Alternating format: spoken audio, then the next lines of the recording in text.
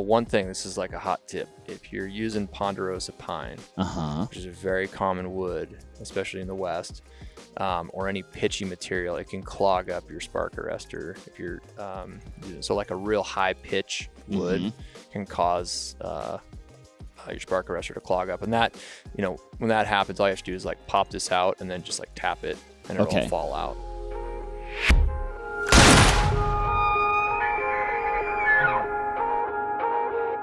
All right, what is up, everybody? Recording from Boise, Idaho, with my good friend Brad Brooks.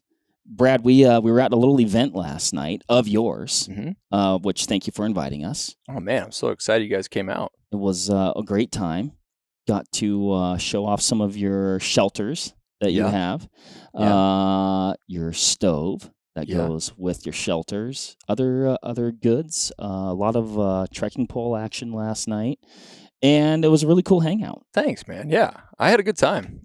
We had kegs of beer. We almost tapped an entire keg, which I was really proud of everybody for doing.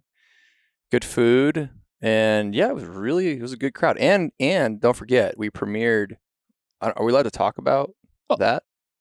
Yeah, I think so. I think this will hit after that. We premiered a new Vortex media piece. Yes. And it was fun. I feel like it was really good. I feel like it was well received. Yeah, a lot of laughs. Well, I mean, there was a part that I found very funny. It was good. It was like a good mix of like adventure, comedy. I feel like I felt good because I feel like there were some like genuine laughs at like the appropriate times. Yes. And I think it was laughing with. No, it was. It definitely was. It was. No, it was not. It was not laughing at.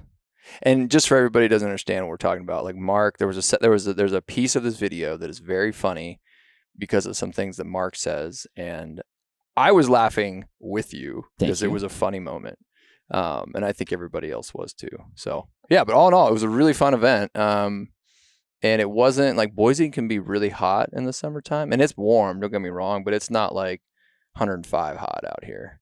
It's not, and I mean that dry heat thing. That's real. That's a real thing, dude. It's a different world, isn't it? Yeah, we get a fair amount of humidity in good old Wisconsin, but I'd say this summer's been exceptional in that regard. But it's been cool. Weather's been good. Graham and I did a light 10 miles today on some trails. You guys getting your workout in, just like everybody else in this town in the morning. I like it. We and then it's we see you and you're fit, and we want to be like you. I'm just trying to keep up, man. That's all I'm trying to do. I'm trying to keep up, and I'm not. I will say this about Boise. It is like the thing that has made this city so popular in the last few years. The reason it's grown so much is because the lifestyle that goes along with living in a town like this. You live like, you guys can see I live right next to the mountains. So the proximity for me to get to the mountains, it's 30 yards to get to dirt trails, and then I'm off. Yeah. That's really important to be able to do have like an active mountain lifestyle, I think. And you can do that in Boise. And you guys have seen, right? You can leave from downtown and it's like all of a sudden it's not that far to get on trails and into the mountains, and you're just kind of off to the races. Yeah, I mean, we were staying in just like a hotel. Right. Yeah. And we actually walked to this other part of town and then walked to these trails. Then we walked the trails and walked back. And it was super convenient. Like tons of people mountain biking, running. It's like you said, it's an active. There's a high level of fitness in this town, I feel. Well, you're seeing a sample size. The people that are out recreating, you're seeing a small sample size. Like I guess if you're going to see, like if you're in those, it's like going to the gym and being like, oh, there's a lot of fit people at the gym. Exactly. Yeah. Exactly. It'd be like, going out hunting and being like, there's, everybody here is hunting. You know what I mean? Everybody I'm what seeing in the devil? Weapon. I know. Who would have thought? But it is it's an active town. It's a great community of people, and people do like spending time outside, which I really like. And you guys aren't even that like your hotel is not that close to the foothills trail, so you had to walk a bit. And even then, it wasn't. It's not horrible. No, to get to the trails. So it's a very livable community, and that's why it's like it used to be an affordable community, not so much anymore. We won't talk about that, but like, it's popular for a reason, right? Yeah, for sure. Well, and then like even just like proximity, like you guys are, like even if you want to hunt with in-state, out of state, like you're in a good spot to be able to, spider web out and get into some really, really cool country. Yeah. Tell us a little bit about Argali, the company. Just kind of like, I mentioned some of the products, but and let's talk through those a little bit, and then we'll get to the shiny new stove on the table here. Yeah. Well, we started out as an adventure filmmaking company, and then over the years have started making products for the kinds of things we were doing, which is, a lot of, I'd say like backcountry hunting-esque is type stuff is what we do, and probably what we're known for by people that know us. And yeah, so we still do a lot of content. We do a lot of filmmaking. We travel around and try and have a good time. We went with you guys to Alaska, which was a hoot. Oh, it was incredible trip. Oh, I mean, it couldn't have gone better, actually. No, it was so much fun though. That's if there's one thing that I feel like I kind of fell into was being in this like really fortunate position to get to go on really fun trips with really great people. And I've met so many great people like you. I met you through this work, right? And Graham and others, Sawyer and Eric, who I never would have met had we not done this, right? It never would have happened unless I just stumbled across you in Wisconsin, right? Which probably wasn't going to happen because I don't go to Wisconsin very often.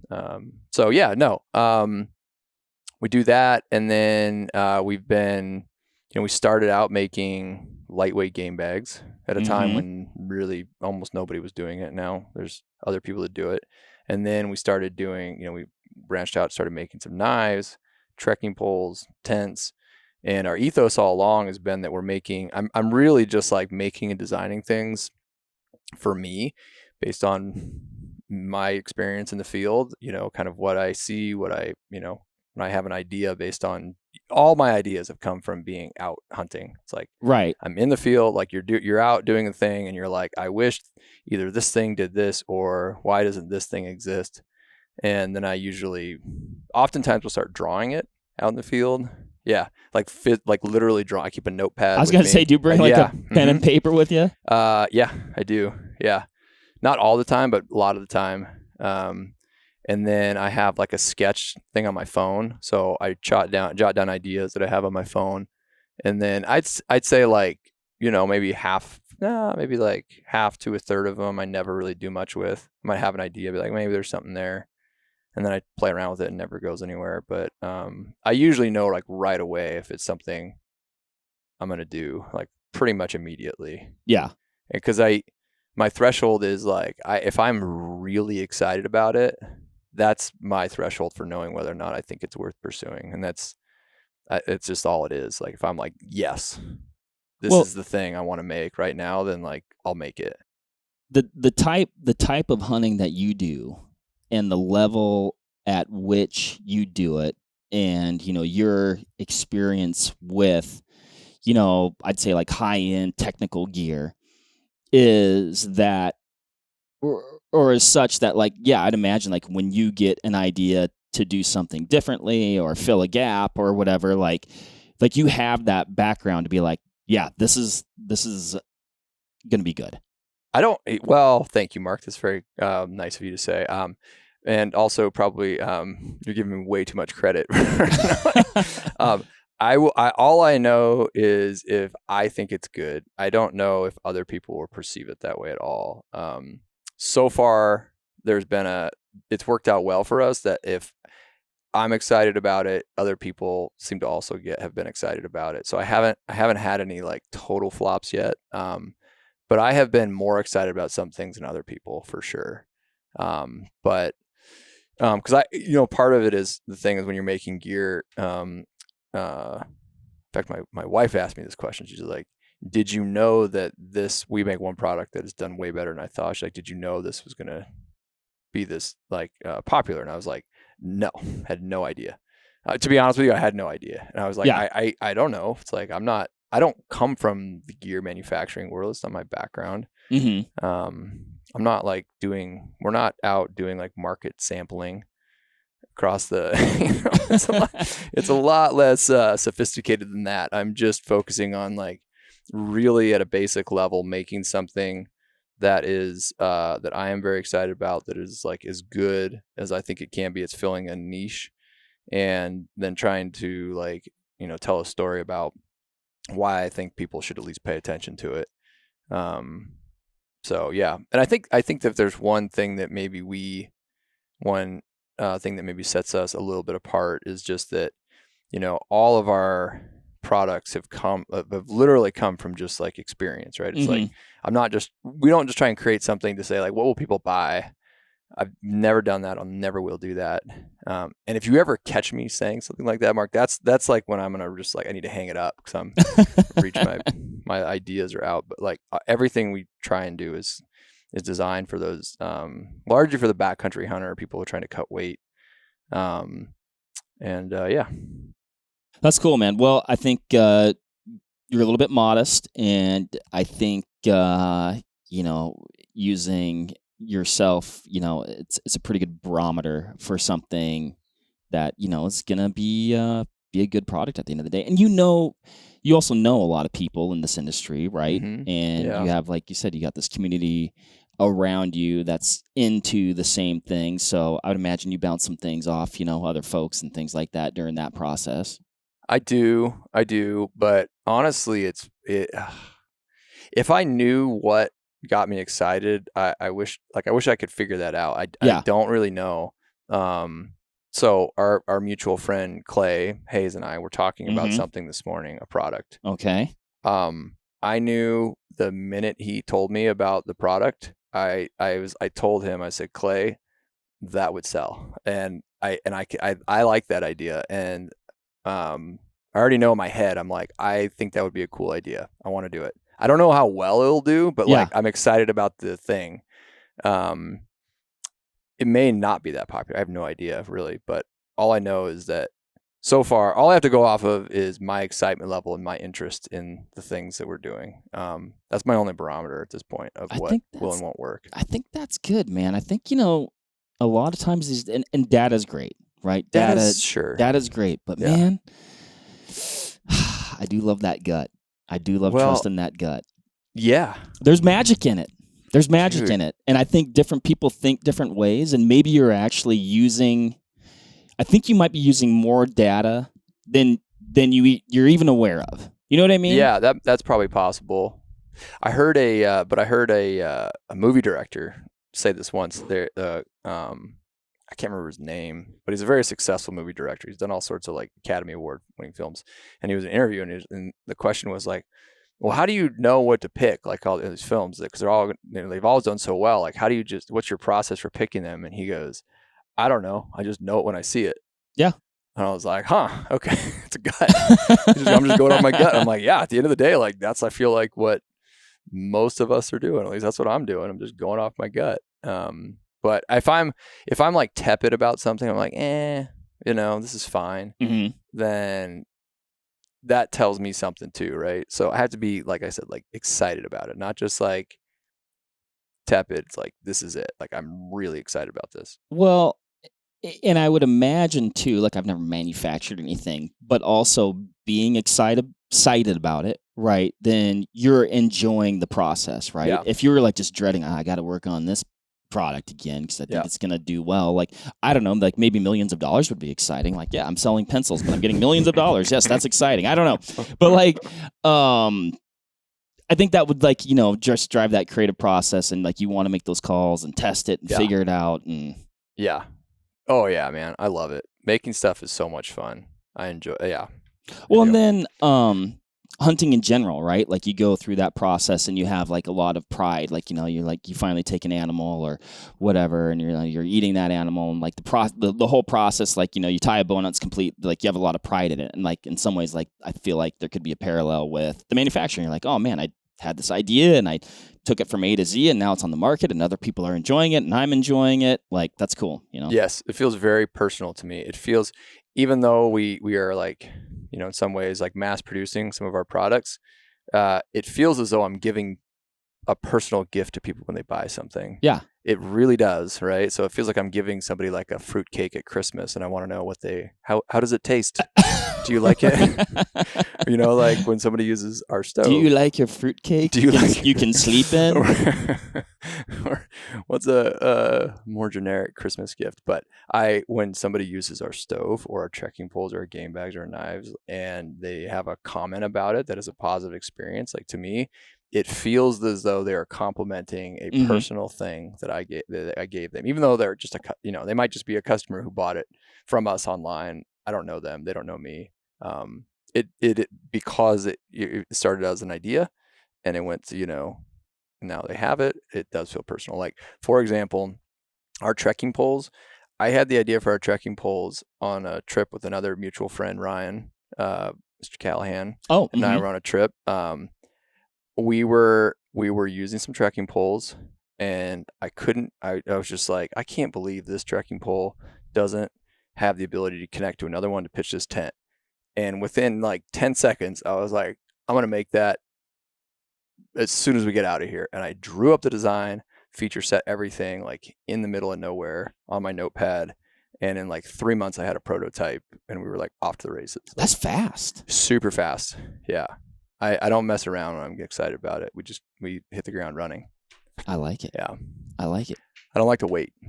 Well, speaking of cool products, and we were talking a little bit earlier about really how pleasant the day is today. The weather it's just lovely. I'm wearing flip-flops and shorts. We're sitting outside. We're podcasting on outside. If you're watching on YouTube, you can see that. On my patio.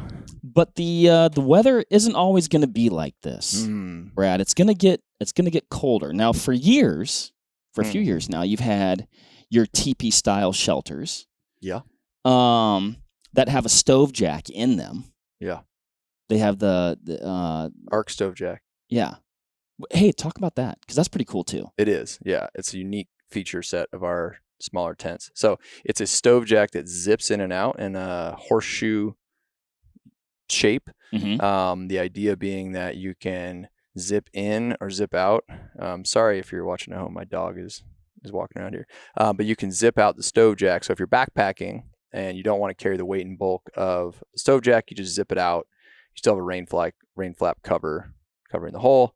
And then when you want to use the stove, you can zip it right back in. So it's a way to, if you're a weight conscious hunter, save a little bit of weight and bulk. And you might think like, how much weight and how much bulk is that really? Well, when you're talking about like a 2-person tent, your stove jack actually has quite a bit of weight relative to the tent, and it actually is annoyingly bulky. So when you're thinking about packing your tent and your backpack, like those little things add up.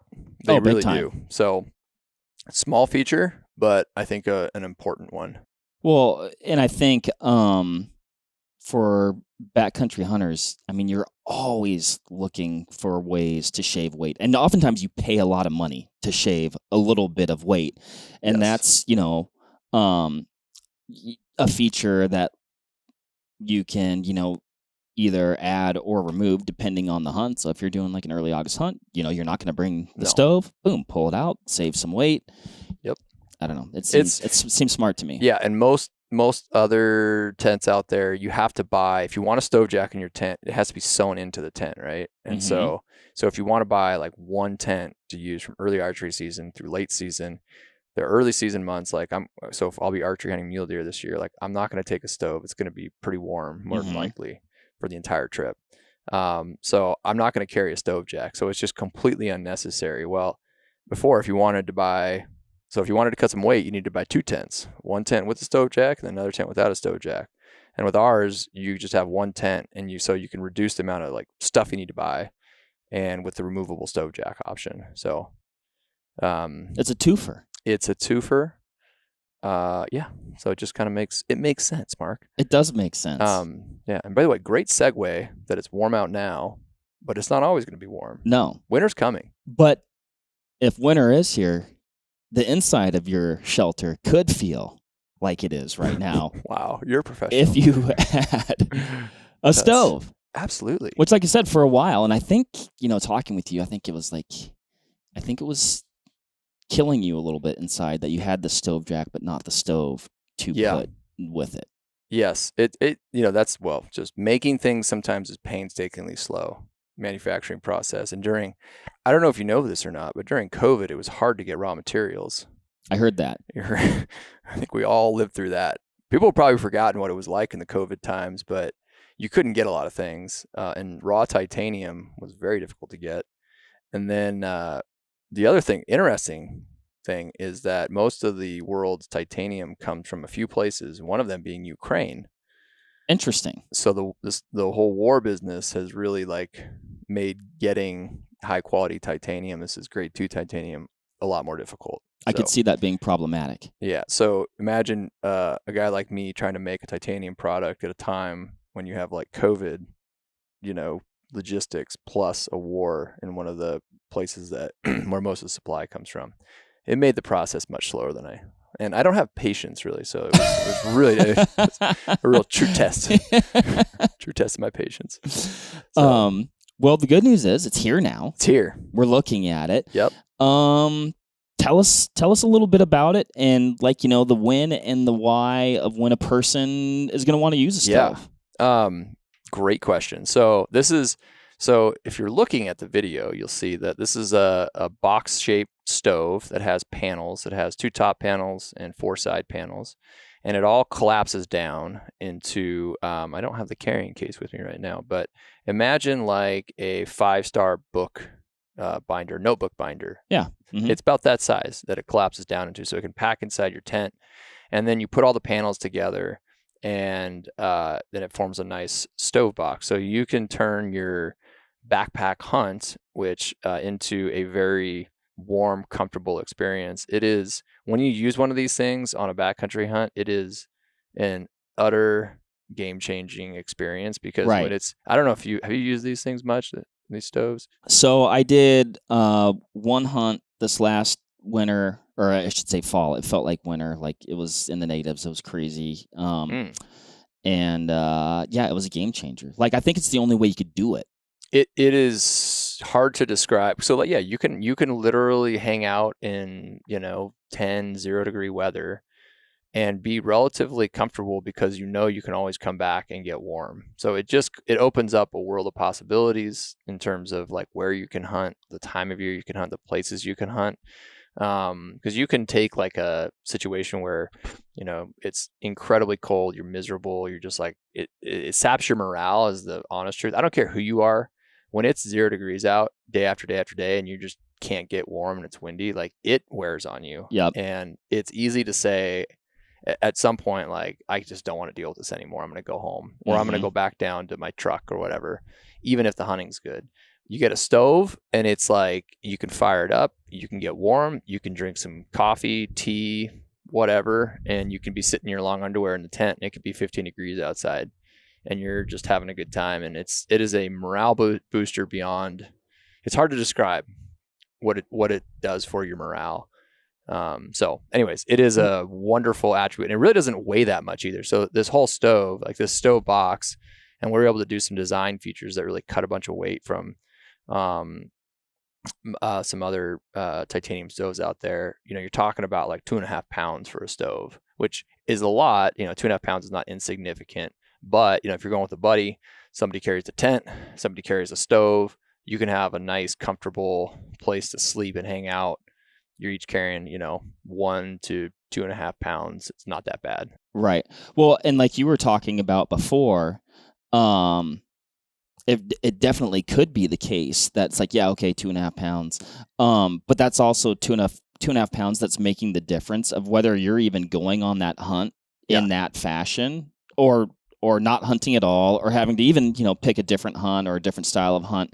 I know when we were hunting, my toes were frozen all day. I had really good boots. They were rated for cold weather. It was just too cold. So all day, I basically couldn't feel my feet. And I think for me to keep my feet at the end of the hunt, being able to get back, get that stove fired up, and literally thaw my feet out was that was a difference maker. You just, you're not going to be able to have frozen feet for multiple days.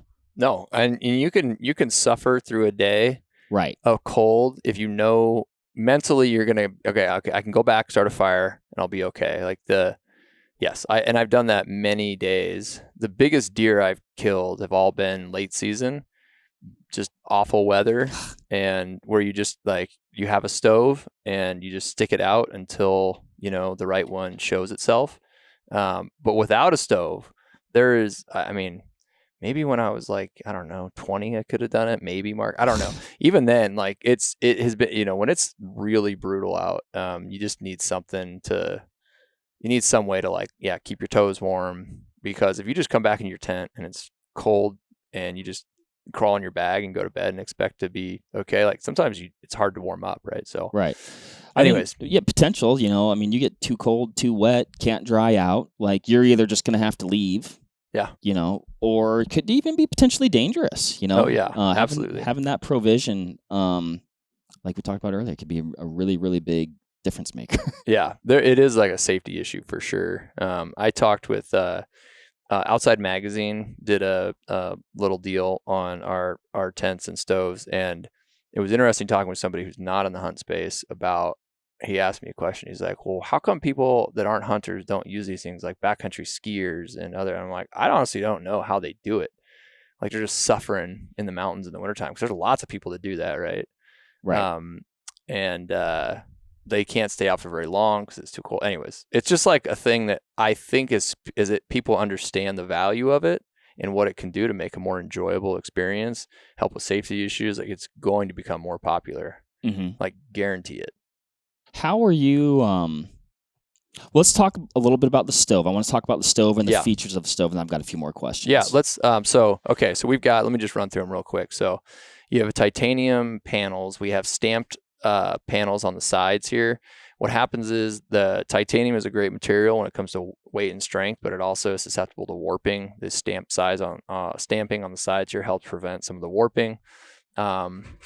I'm going to take this connector piece out here. You have a spark arrestor sort of built into this stovepipe connector piece. I like that, how low it is. Yeah. Right? Yep. Because I feel like, are most of them near the top? Yeah. They can be. Yeah. Some people, sometimes they put them up top. Sometimes they put them down low. Kind of depends on I don't think it really honestly matters in terms of performance of the sparks, but put it up high, put it down low. I like it built into this piece because then it's hard to lose. It's gotcha. I like that connector too. The biggest difference with ours is the legs here. So this is our leg system is unique. Most titanium stoves have steel all thread going through the stove box. Mm-hmm. The steel all thread rods themselves probably account for about half the weight of the stove. They're very heavy. I mean, steel is a very heavy material. So you have this.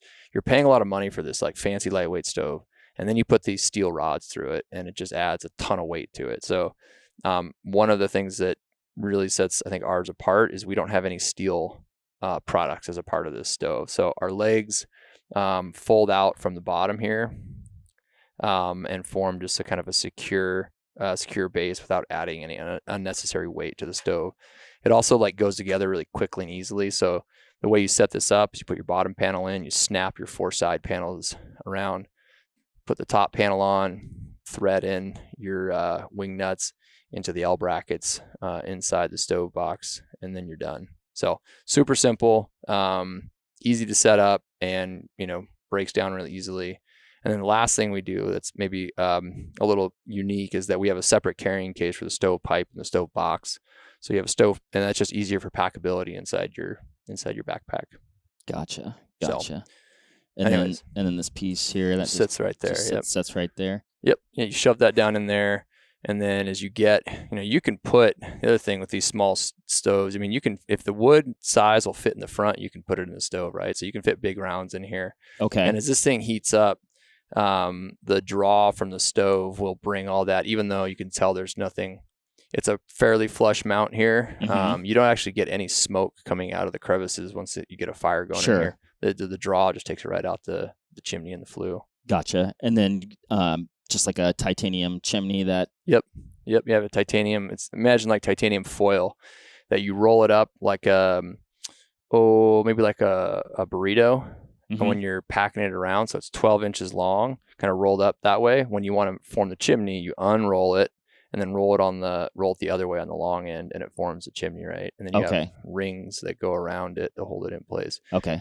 I think it's hard for people that aren't used to it to conceptualize how you pack a chimney. Like let's say like an 8-foot chimney. It's hard for them to understand. You can roll it up on the short end to pack it, and then roll it on the long end. So, speaking of packing it, yes, and this was one of my questions. How do you like to put this in your backpack? Yeah. Right? You're going to carry it with you. I know you hunt with llamas sometimes, so that might be where you do that. But like for the person that's like, I got everything on my back, like that's how I'm going to do it. Like, how do you bring this with you? I like to put it 2 places, on the top of my backpack, in between my lid and the top of my backpack. Okay. Yeah. So you know how the lid sits, and so that way you have the stove all packed down in the carrying case, sitting on top. Because I don't like to just shove it in my pack and like bend it up really. Right. Yeah. So that's the option. The other one is that I literally just put it on the outside of my backpack on the 2 back straps. Okay. And just run those straps through the carrying case. Okay. Yeah, it stays there. And then the stovepipe, same thing. Like I'll usually put that either in one of the side pockets. I run an EXO pack, and the EXO pack has a side pouch for on either side, these long tubular pouches, and I run the stovepipe in one of those. Cool. That makes sense. Yeah, no, it makes perfect sense. So outside or top. I don't usually shove it inside my backpack. I usually save that for all my other gear. And then this kind of rides like in between the lid and the top of my backpack, or on the outside.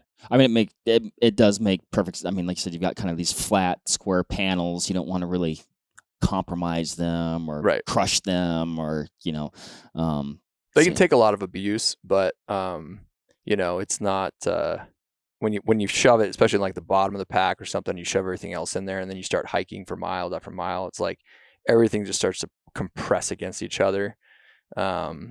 So anyways, for longevity and long life, I like to kind of keep mine separate a little bit from the rest of my gear. What are you bringing to cut wood? Oh, great question. I have a handful of small 6-inch folding saws. So when I do a late season backpack hunt, I don't take a wind burner or jet boil. I don't take any of those stoves. Yeah, you're looking at me weird, but hear me out. To cut weight, I just take a titanium cup, and I heat my water up for my meals and my coffee on the stove.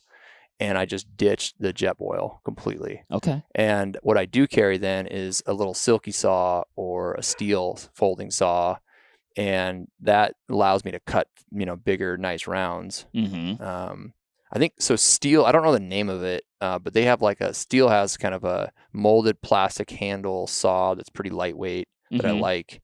And I think it's like a 6-inch folding saw, and those things are handy, man. So you bring one of those, ditch your jet boil. It's a faith exercise. I know I get a lot of weird looks on this, but I've been doing this for a long time, so it totally works.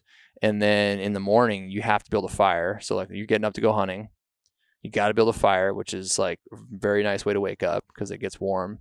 You're warming up your tent, so you get to, instead of waking up and getting your clothes on in 15-degree weather, it's pleasant. Put your water on here, get a fire going, get nice and warm your boots up. It's like it's a whole, like it just forces you to like go a little bit slower.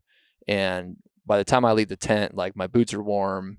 I'm comfortable when I leave the tent. Now, even if it's freezing out and I get cold, like soon after that, like at least I leave the tent in like good morale, warm boots, warm clothes, had my coffee, everything.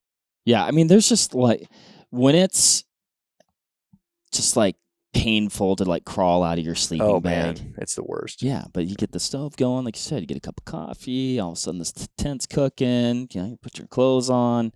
Yeah, like you said, just like your morale for starting the day, like you're starting off, like at the top, not just like kind of like dreading like every second. Until you probably get physically active and warmed up a little bit, Oh yeah. No, it's one of my favorite parts of one of these late season hunts I do.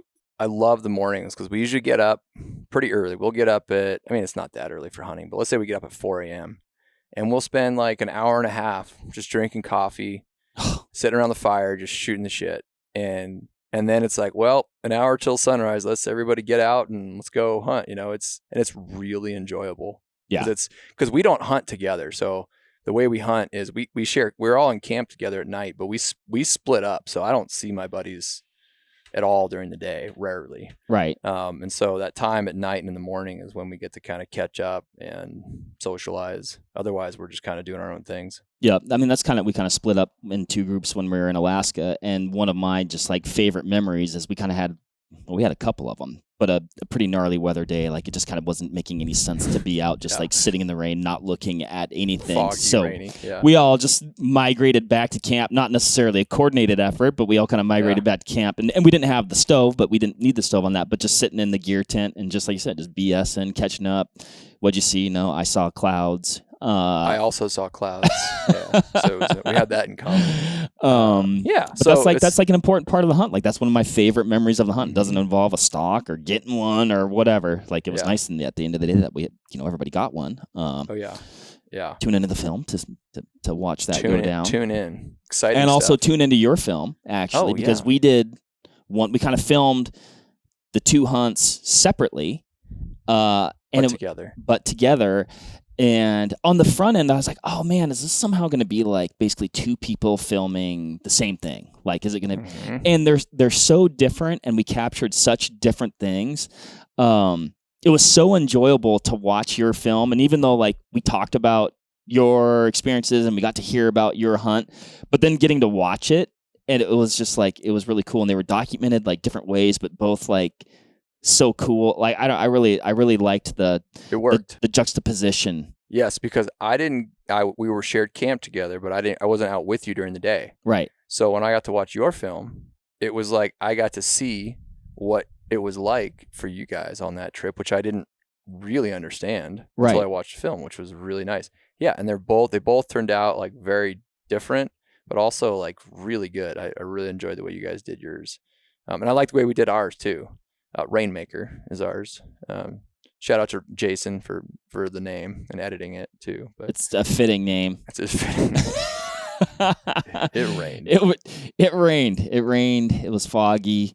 I like, it's actually like I use it interchangeably. Like it's foggy, but you're also like in the clouds at the same time. It's actually clouds that are rolling in and out. That's all it is. And it's amazing how fast they roll in and out. And you just watch it happen. You're like, oh yeah, we're about to be, instantaneous.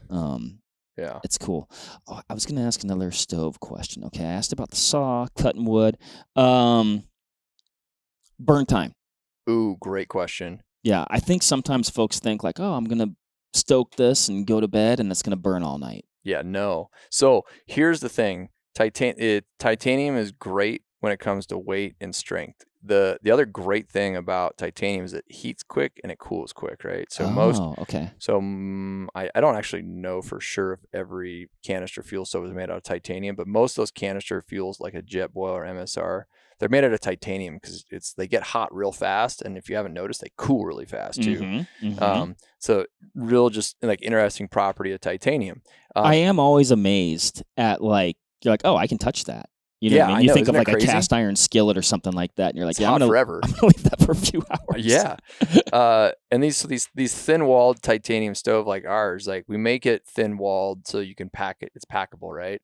Downside, it's not gonna hold heat forever, right? So the way that you get it to hold heat is really with the rounds of wood that you put in it. You can only do so much to break big sticks with your feet, right? You're just stomping on them or whatever. So that's why, especially in those late season hunts where the days are short, you're spending a lot of time in the dark in your tent. I like to bring a silky saw to cut fatter rounds. Yeah, and I'm talking, maybe like 3-4 inch diameter chunks of wood. Sure. They'll last a long time. You get it nice and hot in there. You get a good bed of coals, throw in a nice fat round, and then you use your damper to control the amount of air intake, and it'll hold the charge for quite a while.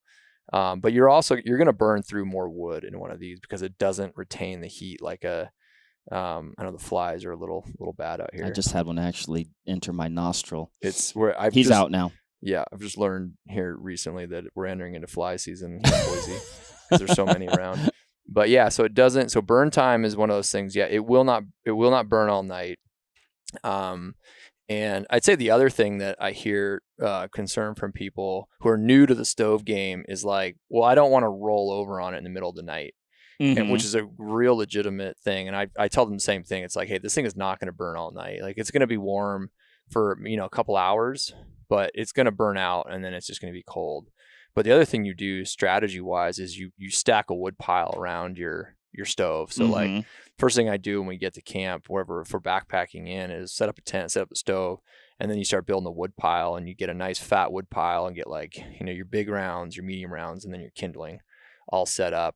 And if there's any green trees around, I almost always, especially in the West, I always go out and look for hard sap, which is a really good fire starter. I don't know if you've ever seen that stuff. Sure. Yep. Yeah, it has to be that crystalline sap. It can't be soft at all. Yeah, it almost looks like honey when it crystallizes. It does, yeah, almost like a sugar candy almost or something. But if you have, like, you can find if people know what a Doug fir or a grand fir tree looks like, you can get these big old gnarly trees. If you're in the mountains anywhere in the West, you have them pretty much, and you get that crystalline sap. That's a great fire starter. So we'll usually we'll go out looking for that, kind of get some of that to start a fire as a fire starter, and then have our kindling, and then that way you kind of insulate yourself from the stove. I have seen people touch a sleeping bag to a stove, and it's not pretty. So you do have to be careful. Yeah, a little bit of caution is good. Be careful if you're wearing your down coat and stoking the fire, getting close to it, or things like that. You can't be careless. You have to pay attention to what you're doing. And I may have had to patch my down coat actually after that hunt. It was like, I don't even know. It's like I didn't even think it touched it, but it did. Yeah, and nylon goes up. It almost disappears. It's like, it goes like that. It's fast. But I was just, and I was just grabbing it to move it, and just like my sleeve just kind of like brushed right by it, and I was like, I'm gonna have to patch that hole. Like, it wasn't catastrophic or anything. And like, I bore it I think I actually had a little bit of tape to, or whatever that tape is. Luco tape or duct tape? It was like for that sort of thing. Oh, yeah. Just some gear aid patches or something. Yeah, that's what it was. Yeah. You know what? Here's another, like, for that, I found a really cool product that I just like it. I'm not saying this because I have any affiliation with them whatsoever. I saw your jersey with the name on it. A company called My Medic makes these little, they're actually like blister. It looks like a Band-Aid, and it's made for blisters, but it's a stretchy material. I've repaired jackets with it. Interesting. Yeah, it's a really cool product. I think it's called Super Skin. So I carry it like all the time now because I use it for gear patches, and as well as if I have any, blisters or anything else I need to use it for. So yeah, that's cool. Anyways, but yes, be careful when you're out there with your nylon products, especially your down jackets. Yeah, but like you said, it's generally you're also set up, at least most of the situations, and I think your 4-person tent is like this as well, where you're kind of sleeping on opposite sides of the tent, and then the stove is in the middle. Yes, or yep, yeah. You're not usually not right next to it. Like you're a ways away from it typically. Mm-hmm. You're not, and I wouldn't want to sleep, a foot from it anyway. Right. Typically you have plenty of space. Like if you're in our, like our 4-person tent, which with a stove becomes a 2-person tent. Right. You really, you're not, to roll over on it and touch it, you'd have to roll over like fully over, like probably twice. Right. Roll over all your gear, roll over the wood. You know what I mean? Like it'd really be a true feat of strength to in your sleep roll over and touch the stove. Right. Yeah. Generally it's like you've got your so what oftentimes you're running like, I know you have some inserts, right? Yeah. Where you could, if you were like solo, you could have the stove on like the floorless part, and then you're sleeping in the insert bathtub floor with the section. netting. Yep. But oftentimes you're just running it floorless, and I think that's for a person who's like, you're going to want the stove on some sort of floorless. You need it on the dirt. Yeah. Yes. On the dirt. Yes. You can't run it on tent material, and there's too much of a potential for embers to come out of the door and touch that fabric, and it'll light up. It'll burn instantaneously. So the fire hazard's too significant. So I've done very the floorless stuff has been like pretty in vogue. I'd say like the last 10, 15 years. I really actually the first time I've done it, is as of late, and I was like, I liked it. I Yeah. liked it a lot. It's all I do outside of. So I'm going scouting this weekend in the high country, and I am taking an insert because bugs are still out. So that's what I was gonna say is like on some of Yeah. these earlier hunts, like you're gonna the bugs can just be you have to have a. They can be bad, but yeah, and there are we have customers that live in like Midwest or the East, and they're like we got bugs and we got snakes. So like but out west during hunting season, I haven't taken an insert. I do floorless camping like exclusively and have for years, just because it's just not really. You don't need it. I don't think. I think there's for a lot of people, they prefer to have like a fully enclosed sleeping area, which is totally understandable. But that's why we do like the half insert. So if you want to run a stove, you can sleep in a fully enclosed area and still have the stove on the other side of it. Right. But for me, I think once you try it, it seems so foreign if you haven't done it before. You're like, wait, you just sleep on the ground? It's like, well, I use a sheet of Tyvek. Yep. And then you put your sleeping pad on top of that, and then your bag on top of that. So you're not literally laying in the dirt. You have a vapor barrier from the dirt. But it's actually cleaner than sleeping in a full insert in my mind, because you can walk into your tent with your boots on. Right. And then take your boots off inside the tent, so you don't have to deal with like dirt floating around in the bottom of your tent.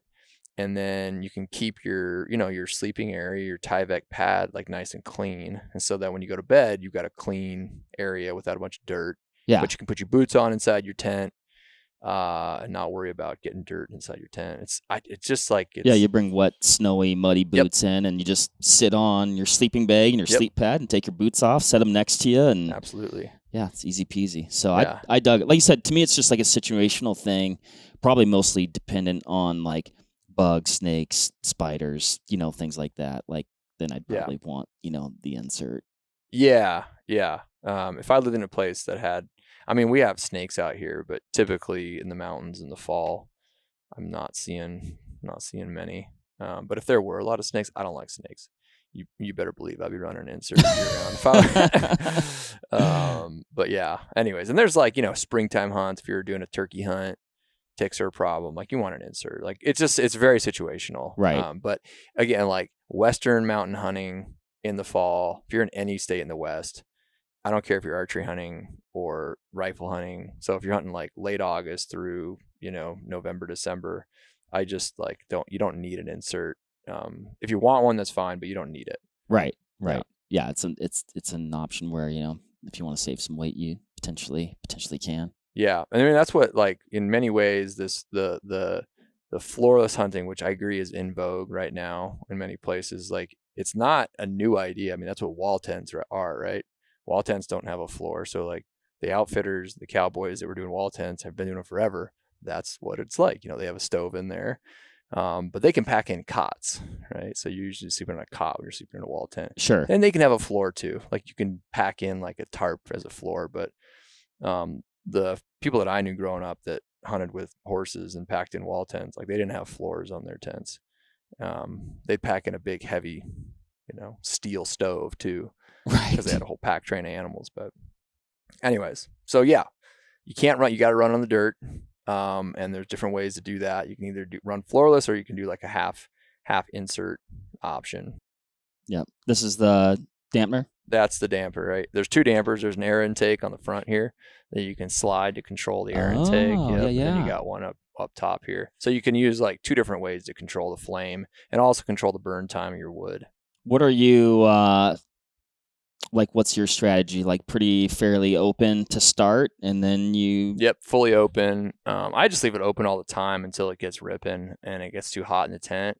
And then when it gets too hot in the tent, we'll kind of cut it back a little bit. And that's going to increase your burn time a little bit too. Yep, absolutely. Yeah, increase your burn time. But if I'm cold, I'm gonna run that baby full open until it gets hot. Yeah, in the tent. I like it. And you got to pick your camp spot wisely. Like pick one where you're probably not having to go a mile to get some wood. That would be ideal. Yeah. Yeah. So yeah, if you have to travel, again, like pretty much anywhere in the West I've hunted, except out, and that where I've wanted a stove, there's usually plenty of wood options around. Yeah. It's usually not a problem. The only one thing, this is like a hot tip, if you're using ponderosa pine, which is a very common wood, especially in the West, or any pitchy material, it can clog up your spark arrestor. If you're so like a real high pitch wood can cause your spark arrestor to clog up, and that, when that happens, all you have to do is like pop this out and then just like tap it, and it'll fall out. Would it help mitigate that if you ran it more wide open then, or not? You would think, but for some reason, again, it's like highly dependent upon where you're at, but some ponderosa pines just tend to be real pitchy, and for whatever reason, that just like that soot just sticks to the spark arrestor. So what about ash? Like how much does it, is it pretty efficient burning that you're not having to dump the ash out, or? So I'd say if you're running, like, let's say you're back there for a week, I might dump out the ash like once.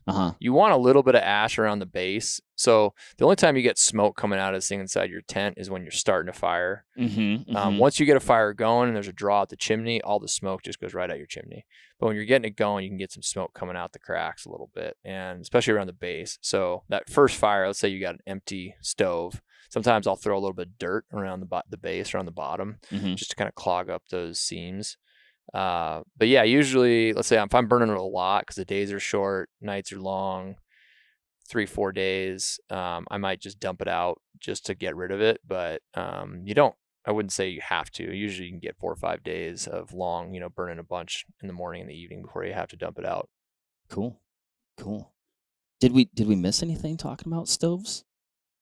I think we really burned this topic to the ground. You know what I mean? Oh, I like it. Slipped that one, didn't I? Oh, man. Yeah. Let's end on that. I like it. No, man, I appreciate it, Brad. I mean, this is I think this is an exciting product and some innovative features and designed to work well, and obviously designed from experience, and I think it's going to allow a lot of folks to do hunts that they otherwise might not be able to do, without a reliable heat source like that. So I hope so.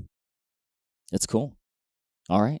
Well, thanks for having me on, Mark. Yeah, dude. Thanks, dude. It's always a pleasure. It's always like the most fun. So, thank you, Brad. Thanks everybody for listening. If hopefully you learned something about stoves and floorless shelters and how to use them together today. I know I did. It's a cool way to go. If you've been thinking about it, I would say do it and get with Brad. He'll help you out. Give me a call. Perfect. Bye, everybody. There you have it, folks. Thank you very much for listening. As usual, give this video a like if you liked it, comment something below, and give us a subscribe to the Vortex Nation podcast channel. It would mean a lot to us. Also, why don't you give us a follow over on Instagram while you're at it, at Vortex Nation Podcast. We'd love to hear from you over there, and we'll keep you updated with all kinds of cool photos and videos from our adventures that we do here. Otherwise, we will see you on the next one. Thank you again. Happy hunting and shooting, everybody. Have a good one.